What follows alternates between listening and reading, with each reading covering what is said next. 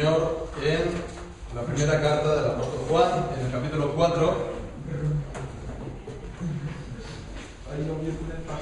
Bien, pues vamos a leer a partir del versículo 1 hasta el versículo 3. Dice así la palabra del Señor: Amados, no creáis a todo espíritu, sino probad los espíritus si son de Dios, porque muchos falsos profetas han salido por el mundo. En esto conoced el Espíritu de Dios. Todo espíritu que confiesa que Jesucristo ha venido en carne es de Dios. Y todo espíritu que no confiesa que Jesucristo ha venido en carne no es de Dios. Y este es el espíritu del anticristo, el cual vosotros habéis oído que viene y que ahora ya está en el mundo. Amén. Que el Señor bendiga su santa palabra.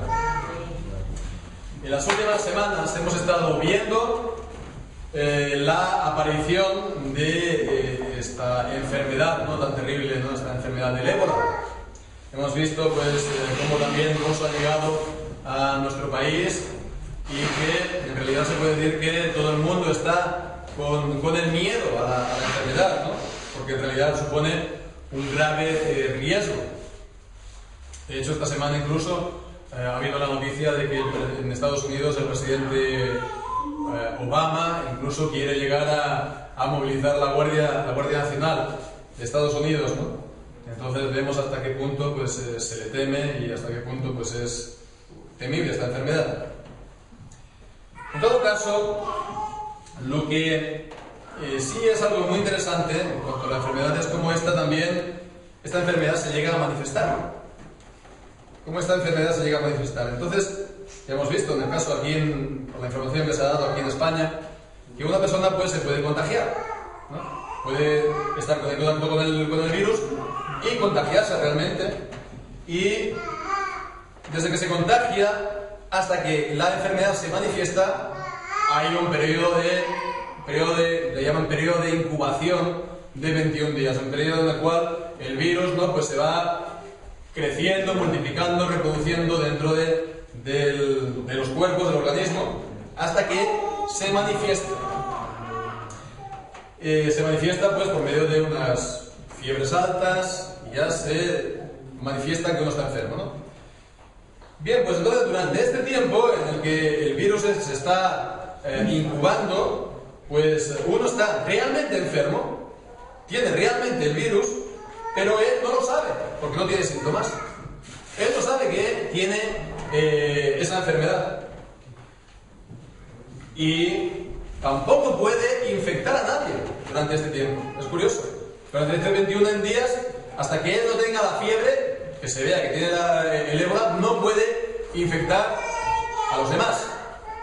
Pero no solo eso, es que si lo llevamos al hospital y se le hace la prueba, da lo mismo, porque aunque él tenga la enfermedad, va a salir la prueba negativa.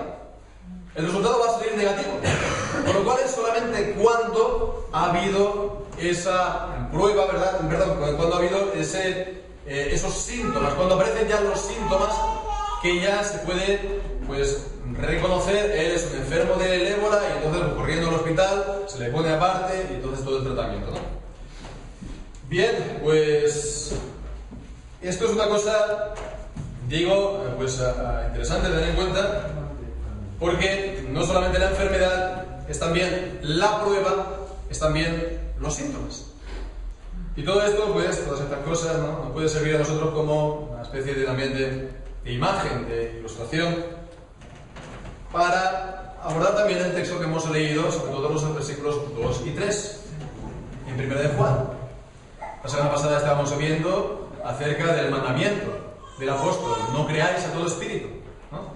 Porque no todos los espíritus pues son de Dios, dicen, porque muchos falsos profetas han salido por el mundo.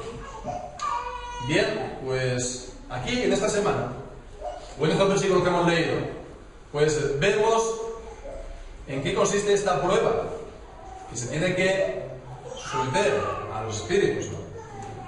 Esta prueba para conocerlos, para distinguirlos si son verdaderamente de Dios o no.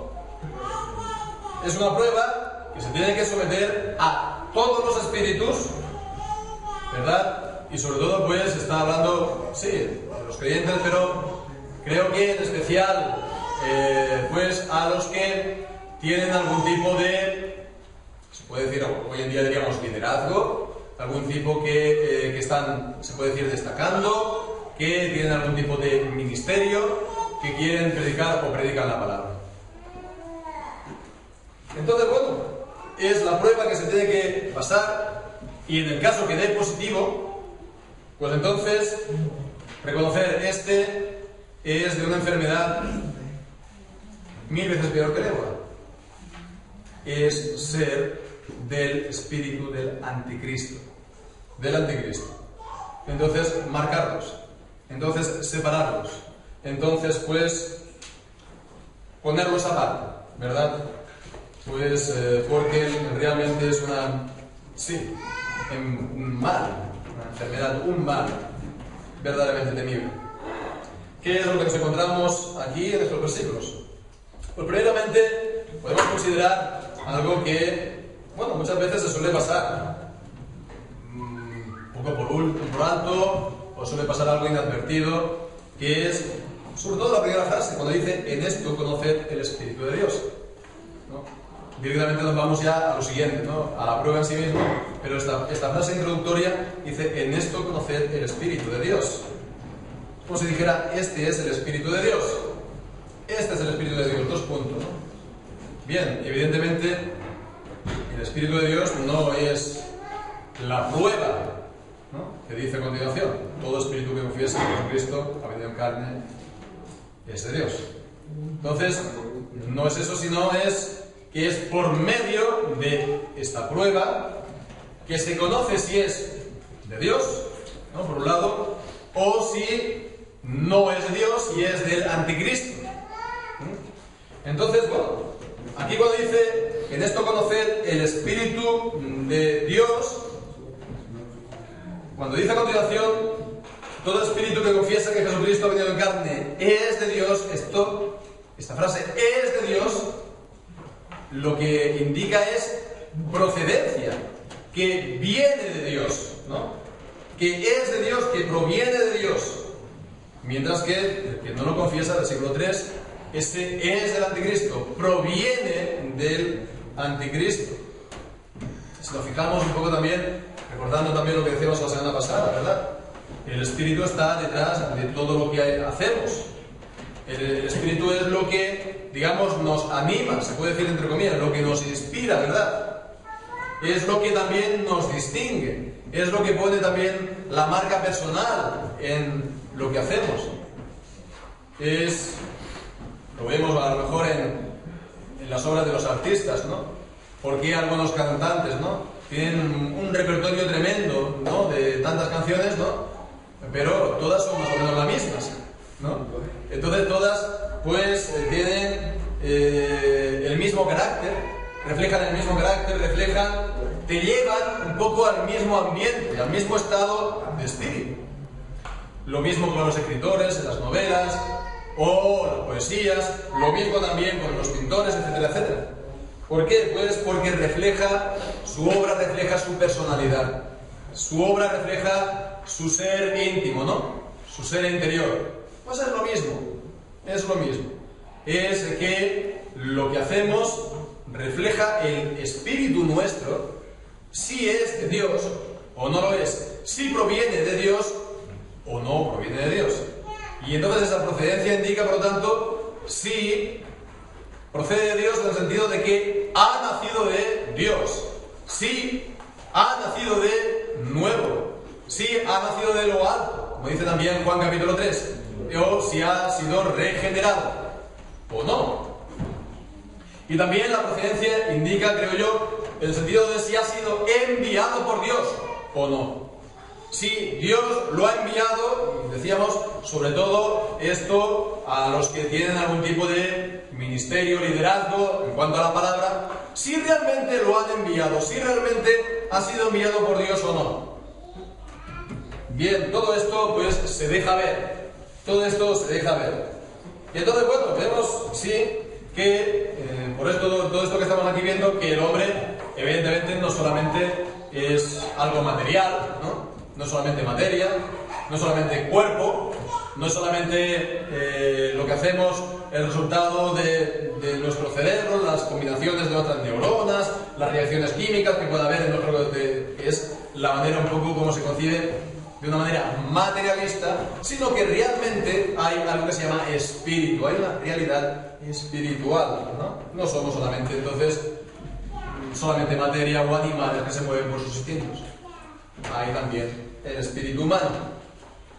Pero sobre todo lo que creo más importante se desprende de esto que hemos leído es que aprendemos acerca del Espíritu Santo. En esto conocéis el Espíritu de Dios, todo aquel que confiesa que Jesucristo ha venido en carne. Todo aquel que confiesa entonces a Cristo. Este tiene el Espíritu de Dios. Este es del Espíritu de Dios. Entonces vemos, nos está enseñando mucho acerca de la persona del Espíritu Santo, su función, su ministerio, el ministerio del Espíritu Santo. El Espíritu Santo, la tercera persona de la Trinidad, él también tiene unas funciones que son propias a su persona. Nos dice en Juan capítulo 16, Evangelio de Juan capítulo 16, versículo 10, que él cuando venga redarguirá, o también la versión Reina Valera 60, que es la común, la que conocemos normalmente, dice convencerá al mundo de pecado, de justicia y de juicio. Cuando Él venga, el Espíritu Santo convencerá al mundo de pecado, de justicia y de juicio. Entonces, eso es una función, un ministerio propio del Espíritu Santo, que es redarguir de pecado a la gente, de justicia y de juicio. Vemos también en el versículo 13, dice que cuando venga el Espíritu de verdad, Él os guiará a toda verdad. El Espíritu Santo es el que guía a los creyentes a toda verdad, en la palabra de Dios, a toda verdad, acerca de Dios. Entonces, Él, el Espíritu, es el que guía a toda verdad. Pero sobre todo leemos ahora, a continuación del versículo 14, leemos. Dice, Él, el Espíritu Santo, me glorificará, porque tomará de lo mío y os lo hará saber. El Espíritu Santo, por lo tanto, vemos, es el que glorifica a Cristo. Redarguye de pecado, de justicia y de juicio, guía a toda verdad y dice lo último, glorifica a Cristo. Él glorifica a Cristo. Él glorifica a Cristo. Entonces vemos, hay una unión tan íntima entre el Espíritu Santo y Cristo, que tener al Espíritu Santo es tener a Cristo. Lo leemos en Romanos 8 también. Leemos allí, Romanos 8.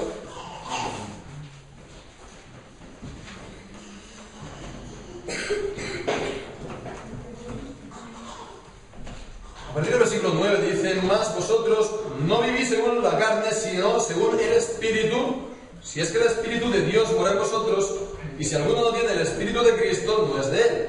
Pero si Cristo está en vosotros.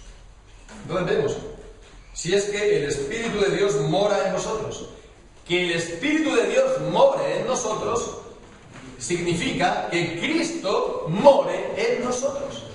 Entonces vemos qué unión tan íntima, ¿verdad? La del Espíritu y la de Cristo, para que si mora el Espíritu en nosotros, está morando Cristo en nosotros. Tenemos a Cristo en nosotros. Y fijémonos, ¿no? Los nombres, aquí, el Espíritu, Cristo, son algo real. Se refieren a algo real. Es decir, que el Espíritu es el Espíritu y que Cristo es Cristo. No son, pues, digamos, dos, se podría hacer, son cosas intercambiables, ¿no? Que ahora lo llevo de una manera y lo puedo llamar de otra.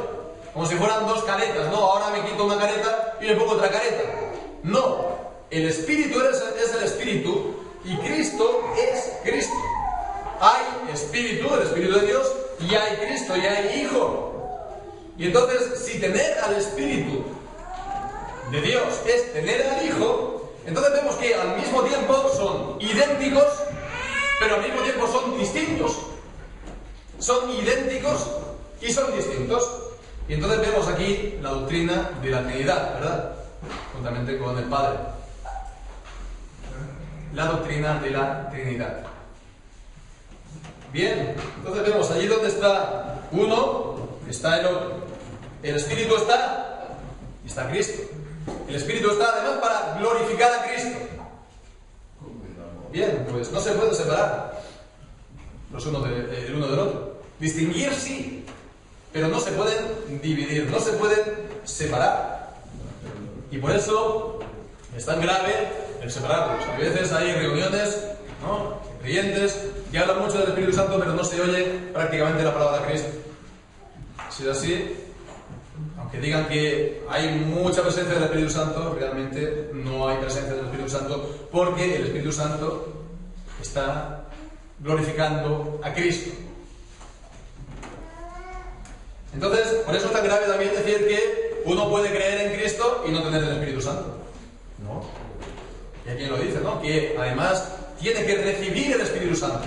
Tiene que salir ahí en medio para que le pongan las manos y que reciba el Espíritu Santo. No, si cree en Cristo es porque ha recibido el Espíritu Santo, porque ha nacido de lo alto, porque ha nacido de nuevo.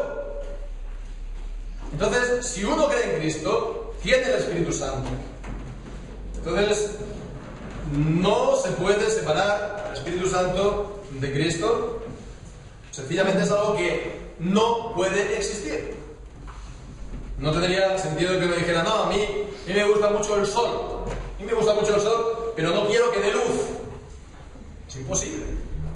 Si hay luz, hay sol. Si hay sol, hay luz. No se puede separar el uno del otro. Así, por lo tanto, el Espíritu Santo no puede ser separado ni dividido de Cristo. Allí donde está el Espíritu Santo, está glorificando a Cristo. Allí está Cristo también. Bien, pues todo esto es acerca de esta palabra, digamos, introductoria, en esto conocer el Espíritu de Dios. Pero si continuamos más adelante, y entonces seguimos leyendo, vemos la prueba en sí misma. La prueba en sí misma que vemos gira en torno de esta palabra, confesar. Confesar es decir juntamente con. No es repetir, ¿no? Porque repetir tampoco tiene sentido estamos repitiendo lo que los demás dicen, sino que yo digo lo que también los demás dicen, yo digo lo que también dice la palabra de Dios, yo digo lo que también dicen los demás creyentes, ¿no? Bien, entonces se confiesa algo en concreto, dice pues un contenido, se puede decir una doctrina también acerca de Cristo. Todo espíritu que confiesa que Jesucristo ha venido en carne es de Dios. Que Jesucristo ha venido en carne es de Dios. Así pues, se está confesando acerca de Cristo, aunque también el original en griego podría ser traducido también de una manera algo más literal, diciendo todo aquel que confiesa a Jesucristo venido en carne es de Dios. De esa manera vemos que se está confesando la persona de Cristo que ha venido en carne. Esto es algo parecido también a lo que encontramos en Romanos capítulo 10, exactamente también la misma construcción, se puede decir, en el versículo 9, Romanos 10, versículo 9, donde dice que si confesares con tu boca que Jesús es el Señor, pero también, traducido literalmente sería, si confesares con tu boca al Señor Jesús, con lo cual se está confesando la persona de Jesús, que es el Señor. Bien, pues entonces vemos que, volviendo aquí a 1 Juan, hay mucho contenido. En esta tan pequeña declaración, en esta tan pequeña confesión, qué gran contenido hay.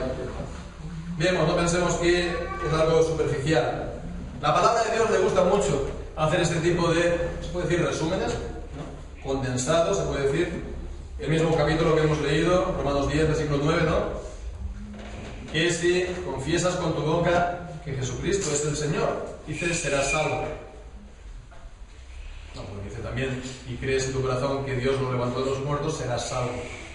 Entonces, creer que Él es el Señor, el Rey de Reyes, el Señor de los Señores. Entonces eso implica que Él está, pues eso, sentado a la diestra de Dios Padre. Que Él es el que está gobernando y sosteniendo todas las cosas, como dice Hebreos capítulo 1, con la palabra de su poder. Y esto también entonces implica que Él ha ascendido a los cielos y que Él, por lo tanto, ha resucitado de los muertos y que Él, pues también nació, ¿verdad? Y que Él es el Hijo de Dios. Algo también parecido lo encontramos en 1 Corintios acerca de la resurrección. Este tipo de relación de una cosa con la otra, de una doctrina con la otra, acerca de Cristo, está hablando de la resurrección y dice, porque había gente que negaba que los cristianos vayamos a resucitar el último día. Solamente ellos decían, no, al convertirse uno, resucita espiritualmente, pero ya está. Pero no, dice, no, tiene que haber resurrección de los muertos al final. Resurrección de la carne, resurrección del cuerpo. Porque dice en el versículo 13, porque si no hay resurrección de muertos, tampoco Cristo resucitó. Y si Cristo no resucitó, vana es entonces nuestra predicación, vana es también vuestra fe. Y somos hallados testigos, falsos testigos de Dios, porque hemos testificado de Dios que resucitó a Cristo, el cual no resucitó si en verdad los muertos no resucitan. Porque si los muertos no resucitan, otra vez dice, tampoco Cristo resucitó. Y si Cristo no resucitó, vuestra fe es vana, aún estáis en vuestros pecados. Y no solo eso, dice, también los que durmieron en Cristo perecieron. Han muerto, ya no volverán, ahí se han quedado. Entonces vemos, ¿no?, la importancia. Dice, bueno, pues si los muertos, nosotros no vamos a resucitar, entonces no hay resurrección. Cristo, por lo tanto, tampoco resucitó. Si Él no resucitó, ¿qué hacemos nosotros predicando que ha resucitado? Somos mentirosos. Entonces lo que nosotros estamos diciendo es mentira, estáis creyendo mentiras. Pero no solo eso, dice que vuestra fe es vana, con lo cual estáis en vuestros pecados, no habéis recibido el perdón de Dios. Los muertos, pues, perecerán. No hay ninguna esperanza. Comamos, bebamos, mañana moriremos, dice. Bueno, pues vemos, ¿no?, la palabra de Dios. Como todas las enseñanzas de la palabra de Dios están unidas entre sí y están tan relacionadas la una con la otra, y la una depende de la otra, y la una te lleva a la otra. Bien, pues entonces aquí dice, todo espíritu que confiesa que Jesucristo ha venido en carne. Ese Dios. Aquí se está también enseñando muchas cosas acerca de Cristo, primeramente, acerca de su persona. De su persona. Dice Jesucristo, venido en carne. Él ha venido.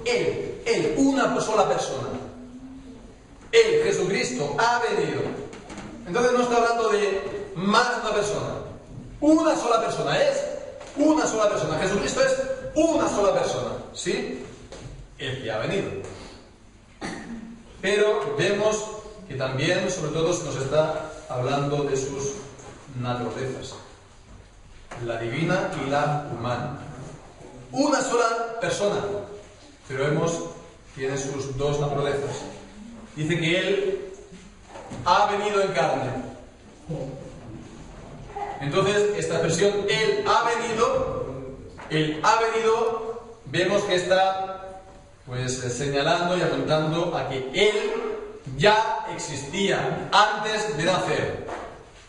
Juan capítulo 1, versículo 1, ¿verdad? En el principio era el verbo, y el verbo era con Dios, y el verbo era Dios.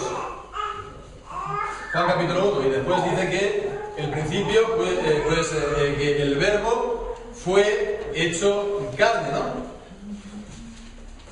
Y en el capítulo 1, entonces ahí leemos,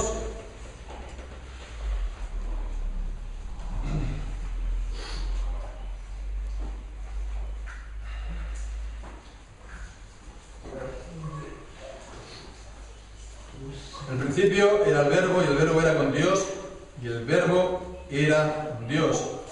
Todas las cosas del principio, el versículo 3 dice, por Él fueron hechas, y sin Él nada de lo que ha sido hecho fue hecho. En Él estaba la vida, y la vida era la luz de los hombres. Versículo 7 dice, este vino por testimonio, está hablando de Juan, para que diese testimonio de la luz, a fin de que todos creyesen por Él. No era Él la luz, sino para que diese testimonio de la luz, aquella luz verdadera que alumbra a todo hombre, venía a este mundo. Jesucristo, venido en carne, es la luz de Dios que vino a este mundo. Todas las cosas, pues por Él fueron hechas. Sin Él, nada de lo que ha sido hecho fue hecho. Bien, pues entonces, se está hablando entonces aquí de su divinidad, de su naturaleza divina. Pero después, obviamente, dice, venido en carne. Venido en carne. Entonces aquí está hablando de su naturaleza humana. Se está diciendo, pues aquí, como si la naturaleza divina, la divinidad de Cristo, se vistiera, ¿no?, de este cuerpo humano. Pero no como algo exterior a Él, sino que era realmente suyo. Era realmente suyo. Y que se vistió de ese cuerpo humano que recibió de María, ¿no? Que recibió de María, siendo ella que por el poder del Espíritu Santo. Entonces aquí vemos, incluso aquí hemos de tener también atención y hacer cuidado acerca de la humanidad de Cristo y acerca de su naturaleza humana, de su carne. Aquí dice, venido en carne. La semana pasada hablábamos de los anabaptistas, ¿nos acordamos? Los anabaptistas que, bueno, pues hicieron aquella toma de aquella ciudad de Münster, de aquel que, bueno, pues que tomó 16 mujeres, que hizo a una de ellas reina, que quiso, pues, hacer el reino milenial de Cristo sobre la tierra y que esa ciudad fuera la capital, Nueva Jerusalén, y él, pues, fuera uno de los protagonistas principales. Esos fueron los anabaptistas, digamos. Hoy en día se considera que son los anabaptistas, comillas, malos, ¿no? Los anabaptistas buenos serían los que vinieron después, con Menno Simons. De ahí vienen los menonitas. Menno Simons había sido antes un cura, un sacerdote católico romano que se convirtió al anabaptismo en 1536, 2 años después de esa toma, de la toma de Münster. Y él, pues hombre, el hecho de haber sido sacerdote, él tenía un mayor respeto por la palabra de Dios, nunca pues estuvo aprobando o defendiendo la violencia, y también pues dio mucha más seriedad. Ya no estaba todo en función de sueños, en función de profecías y visiones. Él afirmó la autoridad de la palabra. Sí, todo eso es muy importante, pero incluso él y otros también anabaptistas de aquel tiempo, incluso él también tuvo serios problemas desde el punto de vista también de la confesión de Cristo. Porque ellos decían que Cristo tomó carne en María, pero no de María. En María, pero no de María. Entonces, lo decimos, sí, bueno, ¿ves? Ellos creen que Jesucristo es Dios, sí. Ellos creen en la divinidad de Cristo, sí. Correcto, por supuesto. Pero, si dices que tuvo una carne humana, pero que no era de María, entonces ¿qué carne humana tuvo Cristo? ¿Era realmente humana esa carne de Cristo? Y entonces, claro, realmente no estaban confesando la encarnación de Cristo. que tomó carne verdaderamente humana, y ellos entonces decían que Cristo tenía un cuerpo celestial, un cuerpo humano pero celestial. Entonces vemos que incluso los correctos, incluso los, comillas, buenos, ¿no?, los que todo el mundo ahora se reclaman de ellos, ¿no?, nosotros éramos los malos, nosotros somos los buenos, incluso ellos también tuvieron graves problemas desde el punto de vista de la confesión de Cristo, de su persona y de sus dos naturalezas. Es necesario no solamente creer y confesar su divinidad, y no creer que Jesucristo era solamente pues un profeta, ¿no?, o un buen maestro de religión, sino que Él además era Dios que se encarnó, que tomó carne humana verdaderamente, de María, como nos enseña, ¿verdad?, las genealogías, que pues nació de María. Bien, pues entonces fijémonos, ¿no?, que es algo a tener muy en cuenta y hacer mucho cuidado en este punto, venido en carne. Y después también, en tercer lugar, vemos también que se está hablando de su función como mediador. Porque nosotros en nuestra Biblia, ¿no?, Jesucristo viene todo junto. Jesucristo viene todo junto como si fuera una sola palabra, pero en realidad son dos palabras. Es Jesús el Cristo. Es Jesús, literalmente, el ungido. Es Jesús el Mesías. Entonces vemos que realmente entonces está señalando a su obra como mediador, el ungido de Dios. Y esa mediación de Cristo, esa obra de Cristo es eficaz. Es eficaz para con su pueblo. Vemos en Juan capítulo 17, Él ora por su pueblo. Él ora por su pueblo, ¿verdad? Padre, pues yo ruego por los que tú me has dado. No oro por el mundo, sino por los que tú me has dado. A los que el Padre le dio, Él los guarda. Sigue diciendo en Juan capítulo 17. Y Él también ha hecho una obra eficaz para ellos. Dice que son hechos perfectos para siempre. En Hebreos, Él ha hecho perfectos para siempre, con una sola ofrenda, a los santificados. ¿Vemos?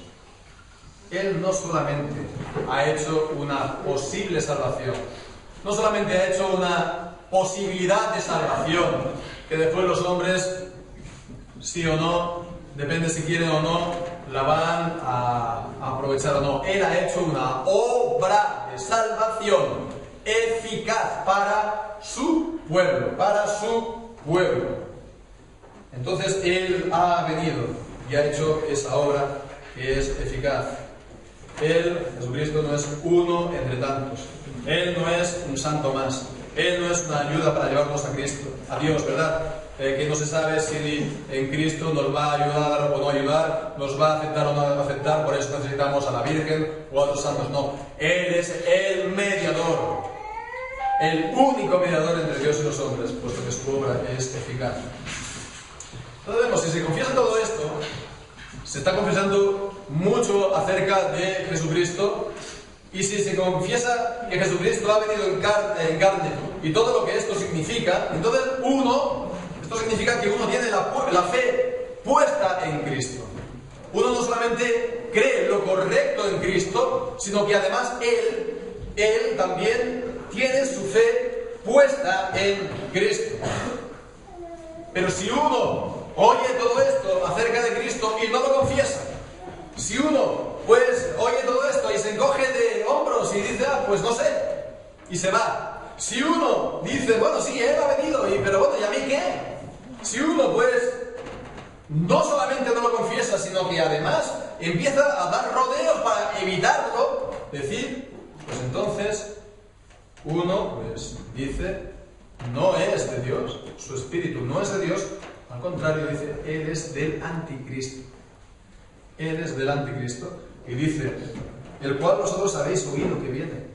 Porque en la iglesia primitiva que fundaron los apóstoles enseñaron mucho acerca también de la venida del anticristo.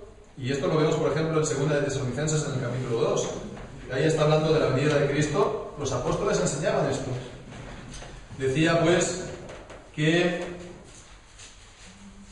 versículo 2, del capítulo 2, versículo 1, con respecto a la venida de nuestro Señor Jesucristo y de nuestra reunión con Él, os rogamos, hermanos, que no os dejéis mover fácilmente de vuestro modo de pensar, ni os conturbéis, ni por espíritu, ni por palabra, ni por carta, como si fuera nuestra, en el sentido de que el día del Señor está cerca.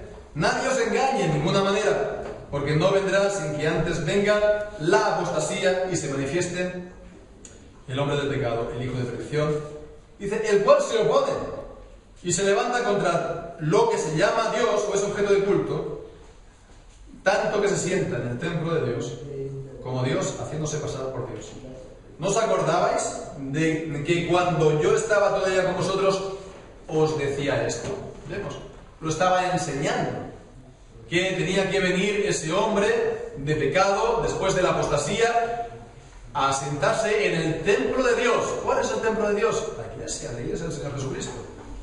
No tanto el futuro, el supuesto templo que tienen que construirse en Jerusalén para volver a dar en él sacrificios de animales, sino el templo espiritual, que nos dice Pablo también en 1 Corintios, que es su iglesia, haciéndose pasar pues por Dios como si fuera Dios.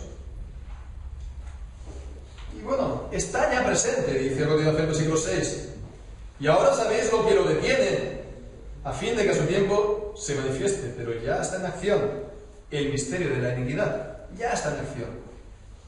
Solo que hay quien al presente lo detiene hasta que él a su vez se ha quitado del medio. Entonces se manifestará aquel inicuo, entonces se manifestará el anticristo.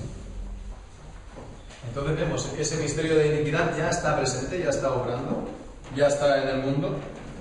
Los apóstoles enseñaban que él tenía que venir, el anticristo, que él iba a, pues sí, ser alguien en la iglesia, que se iba a sentar en la iglesia como alguien con autoridad, tanto que iba a hacerse pasar por Dios. Alguien pues que intentara suprimir toda verdad de la palabra de Dios, alguien que introdujera idolatrías, alguien que persiguiera entonces también a los santos, como todo lo que nos dice la palabra de Dios acerca del anticristo o de los anticristos, ¿verdad?, en la Biblia. Y dice, todavía no se ha manifestado, pero está obrando, está actuando. Y esto lo dice para que los cristianos estén alerta, para que los cristianos no duerman, para que los cristianos no vaya a ser que al dormirse pues se despierten en el lado del anticristo, cuando sea aquel día. Entonces está ya actuando. Nosotros igual, hemos de estar igualmente alerta. Pues por eso también esta prueba, por eso también esta prueba para, entre comillas, detectar a los del anticristo. Bien, pues esta es la prueba. Pero bueno, si lo que decíamos al principio, retomando lo que decíamos al principio acerca del ébola, que alguien pues puede estar infectado del virus y que, bueno, ni lo sepa él, ni haya manera de saberlo, ¿no? De igual manera, algunos podría ser que están, sí, en la iglesia. En el capítulo 2 de la primera carta dice, estaban con nosotros, pero salieron de nosotros. Salieron porque no eran de nosotros, pero salieron de nosotros, estaban entre nosotros.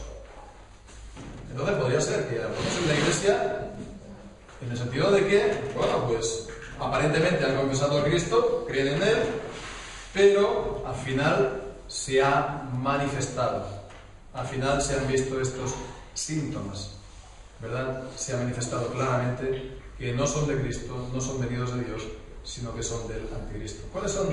Podríamos hablar de síntomas ahora, brevemente. Podríamos hablar de síntomas para ver a estos anticristos también. Por un lado podemos hablar de unos síntomas negativos. Negativos en el sentido de que por sí solos no están pues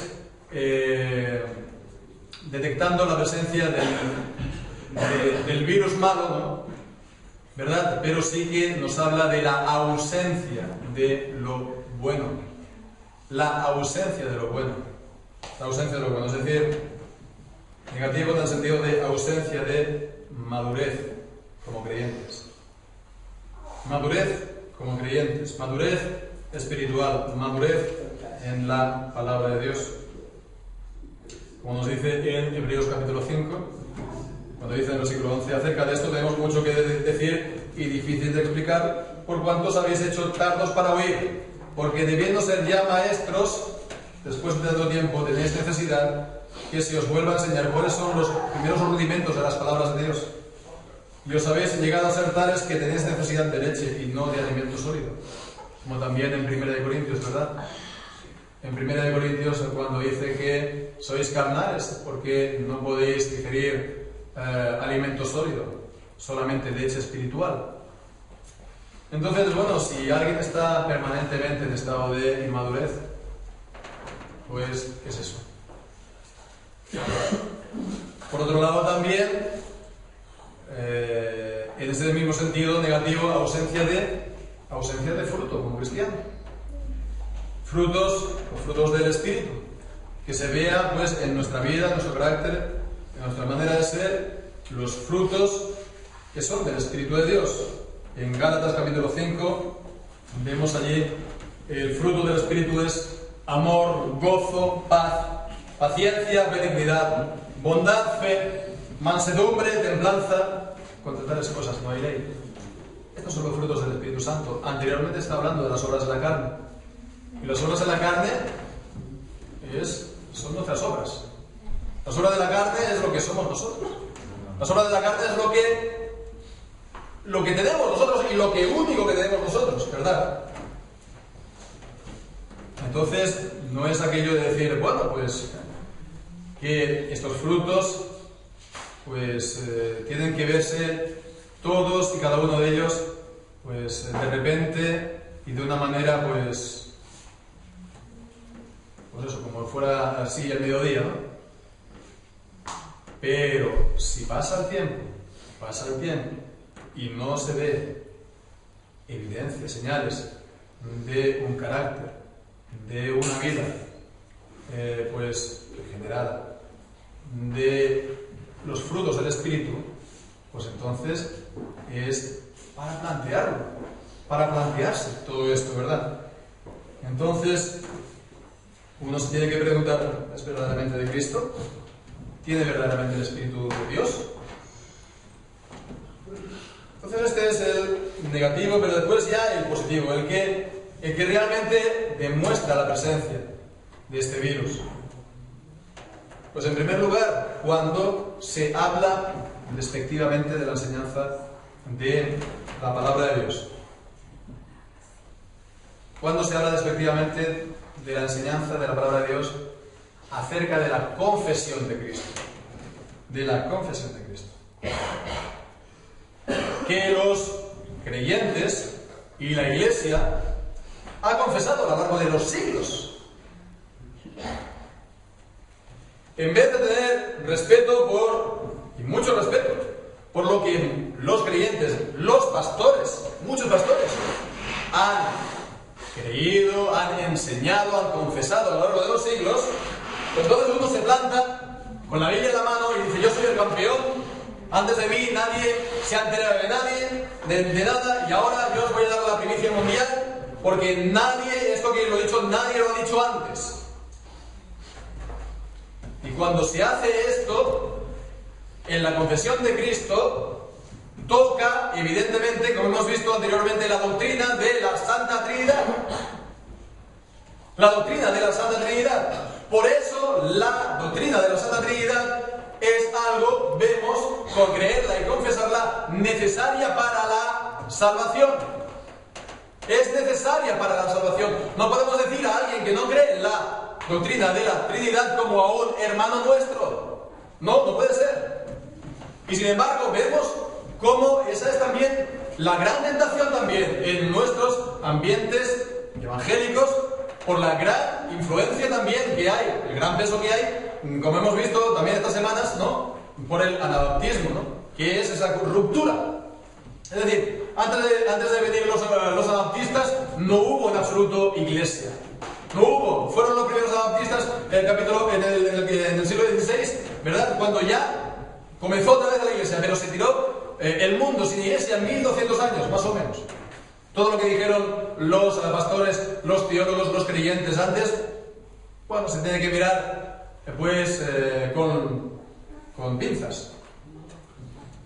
Por supuesto, los evangélicos hoy en día, la mayoría creen en la Trinidad, ¿no? Pero, por ejemplo, los testigos de Jehová, ¿de dónde salieron? De los evangélicos. Los mormones, ¿de dónde salieron? De los evangélicos. Y todos ellos niegan la Trinidad. Los solo Jesús, ellos dicen a sí mismos que son evangélicos y muchos los consideran evangélicos. Niegan la Trinidad y blasfeman de la Trinidad.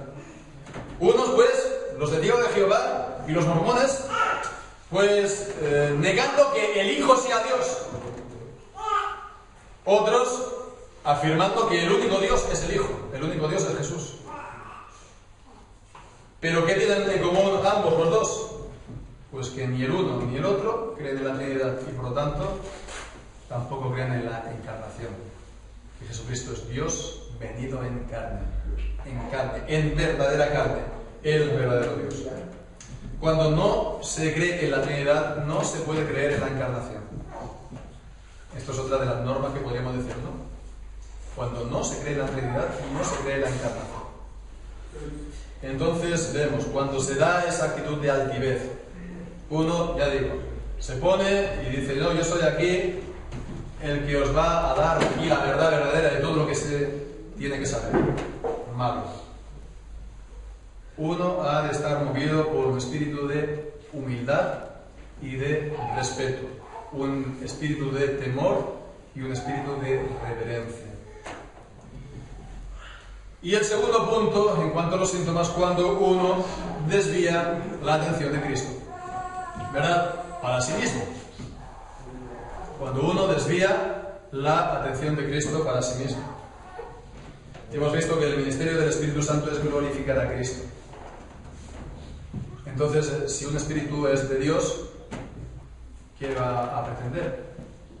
¿Qué es lo que quiere hacer? ¿Qué es lo que le anima? Glorificar a Cristo. Pero si en vez de estar glorificando a Cristo, pues invariablemente acaba uno hablando de sí mismo, entonces, si está, pues en vez de diciendo mira a Cristo, está pues, no diciendo, pero casi mírame a mí, mira, pues, no sé, mis conocimientos, mi erudición, mis estudios, mira mi piedad, mira pues mis ayunos, cuánto oro, mira mis milagros, mira cuánta unción tengo, mira tú mi fidelidad, mira pues todo lo que yo he hecho, mira todo lo que, no sé, mi valentía, mi familia, mira cuánto diezmo, mira cuánto hago yo por la obra del Señor, mírame, mírame, mírame. Cuando uno hace esto, a lo mejor eso lo hace de una manera inadvertida. Muchas veces también, esto es también un rasgo común de los evangélicos, ¿verdad? ¿No? Que los líderes hablan mucho de sí mismos, o hablamos mucho de nosotros mismos, lo cual, pues, tiene que hablarse solamente de Cristo, o mayoritariamente de Cristo, es decir, todo tiene que estar apuntando a Cristo, y nosotros pues simplemente hemos de ponernos en segundo, tercer lugar, hemos de desaparecer de la vista de la gente. Y todas estas pruebas pues es para toda la persona, como hemos dicho, que se levantan, que destacan, que quieren ejercer liderazgo, que lo ejercen, pero nos lo tenemos que hacer también nosotros a nosotros mismos. Segunda de Corintios 13, versículo 5. Podemos leer ahí. Segunda de Corintios, capítulo 13, versículo 5.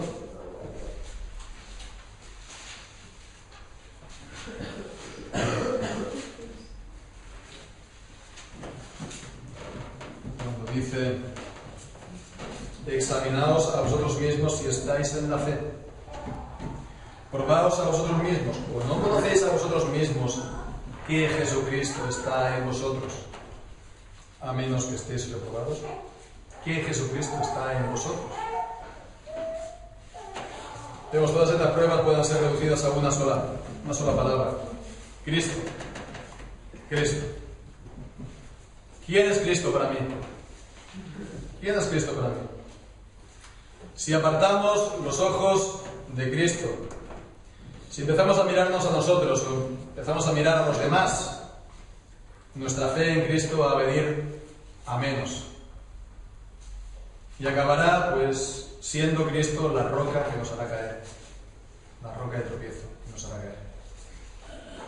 Si tenemos los ojos puestos en Él, nada ni nadie nos puede arrebatar de sus manos. Estamos fundados sobre la roca eterna y seremos inamovibles con Él. Veamos pues Cristo. Pensemos, qué maravilloso es Cristo. Qué maravilloso pues es Él. Solo hay que decir, como dice Cantares, Él es el señalado entre 10.000. El señalado entre 10.000. Como la amada, ¿no? La amada. No hay nadie como Él. El señalado entre 10.000. ¿Quién como Cristo? ¿Quién puede ser como Cristo? Solamente Cristo. Solamente Cristo.